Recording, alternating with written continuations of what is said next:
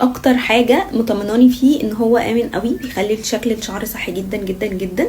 طيب بيقعد من قد ايه؟ من 8 شهور ل 10 شهور، بيخلي شعرك مفرود وصحي وشكله لامع جدا. طب يا ليلى مش بيخلي شكل الشعر بقى وهو بيروح شكله مش لطيف والكلام ده؟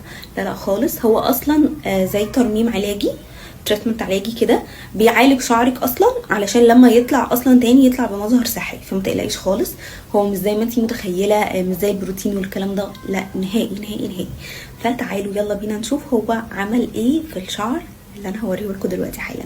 وعايزه اقول لكم حاجه، هسيب لكم فيديو بيوضح كل حاجه، وللريفيوهات الناس اللي استخدمته لشعرهم قبل وبعد برضو، علشان تبقوا شايفين كل حاجه حرفيا. اي حد عايز شعره يبقى صحي ومظهره كده لطيف يستخدموه، خطير. انا بجد مبهوره بالنتيجه. تعالوا بقى اقول لكم انا دلوقتي هعمل ايه خطوه خطوه.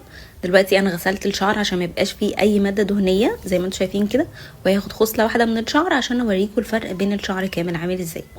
اول حاجه حطيت الماده في طبق، وهستخدمها دلوقتي بالمشط، مشط يكون ضيق، واحطها على الخصله اللي انا هستخدمها، وهسيبها لمده ساعتين. انا كده سبتها لمده ساعتين على الشعر. وبعد كده نمشي عليها البيبي ليس 10 مرات، ونشيل اي زوايد من الماده بالمشط الصغير او ببخاخه ميه. اتفقنا؟ همشي عليها 10 مرات دلوقتي واروح اغسلها. والله العظيم انا كده غسلتها بميه وشامبو، يعني غسلتها كويس جدا جدا جدا، ونشفتها هوا بالاستشوار بس. لمعان، شكل، مظهر خطير، بيقعد معاكي لمدة 10 شهور.